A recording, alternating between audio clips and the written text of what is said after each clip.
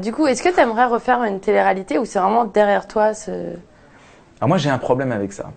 J'ai un problème avec les télé-réalités en général parce que pour ceux qui nous regardent et qui sont peut-être un peu jeunes, la Starac à l'époque, moi j'ai fait la Starac, aujourd'hui je suis dans The Voice, même si on était suivi H24 dans un château avec des caméras, etc., on était suivi pour faire une seule chose et une unique chose, c'était étudier la musique, que ce soit à travers des cours, la danse, les prestations scéniques, que ce soit la rencontre avec les artistes qui venaient chaque week-end. Il y avait quelque chose, il y avait une vraie valeur. C'est pour ça que j'ai accepté de faire The Voice, parce qu'on s'en fout de savoir si Ingrid va se taper Michael ou pas. On veut juste savoir si Ingrid, pardon, je t'ai dit Ingrid, mais je suis con, c'était... Moi j'ai cru qu'il avait fait exprès.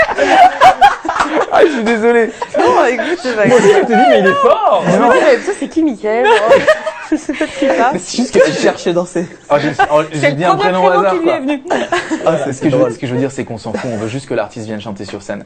Et pour répondre un peu plus à ta question, je vomis la télé-réalité et je déteste ça. Ouais. Ouais, vraiment, c'est une catastrophe. D'ailleurs, je condamne ça totalement. Justement, je sais pas si t'as vu, il y a quelques semaines, Olivia Ruiz, qui avait participé à la Starac, dans On n'est pas couché, avait dit que carrément il y avait des proches à elle qui avaient fait l'émission, qui s'étaient retrouvés en hôpital psychiatrique, avec sûr. des suivis. Il y avait pas de Et suivi encore, psychologique, etc. je trouve ça bien qu'on en parle parce que la Starac, c'était une émission positive. Ouais, bien Tu sûr. vois, c'était qu'un bien truc sûr. où on mettait les gens en avant. Il y avait Il n'y avait pas de buzz. l'artistique était en avant. Il n'y avait pas de buzz. Il n'y avait pas un mauvais buzz, si ouais. tu veux.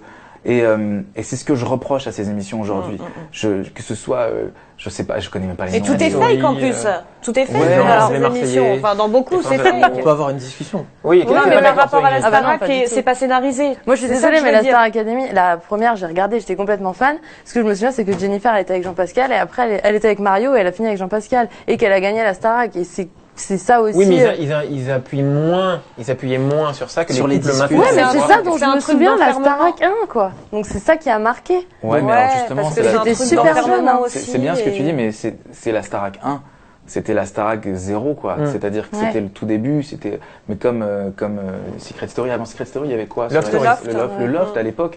C'est Ouais, mais la c'est première vrai. émission du Loft avec Loana, on savait pas ce qui allait se passer. Ouais, C'était le c'est début ça. de la télé-réalité. Mais pour connaître vraiment les travers, pour connaître ce qui se passe derrière, pour savoir comment travaillent les line-up, c'est les gens qui sont là pour aider les candidats de ces émissions-là, pour savoir comment ça se passe. Je suis peut-être mal placé pour le dire, mais je condamne ça. Parce que je vois, il y avait un jeune qui s'appelait FX. Oui. Ouais. Ouais. Moi, je trouve C'est ça, cédé. C'est je trouve ça suicidé. dramatique, quoi. C'est suicidé. Putain, Mais il y en je a trouve ça plein, hein. dramatique. Ouais, il y en a Et plein je- qui il y a ont beaucoup de été jeunes ensuite suicidés qui- après. Mais bien Ouais. sûr, et j'en connais plein. Moi, par exemple, ceux qui ont fait la Starac avec moi, pour être en contact avec eux régulièrement, c'est tous des gens qui aujourd'hui font partie de la vie musicale. Mathieu est batteur professionnel, Jérémy Chaperon Oui, est il fait un les Kids auteur-compositeur United, on l'a- très talentueux. ouais, Tout le monde est rencontré. dans la musique et tout le monde y trouve son compte. Les jeunes qui sortent des émissions de télé-réalité comme Secret Story, à qui on dit pendant des mois que ce sont les meilleurs, Ouais.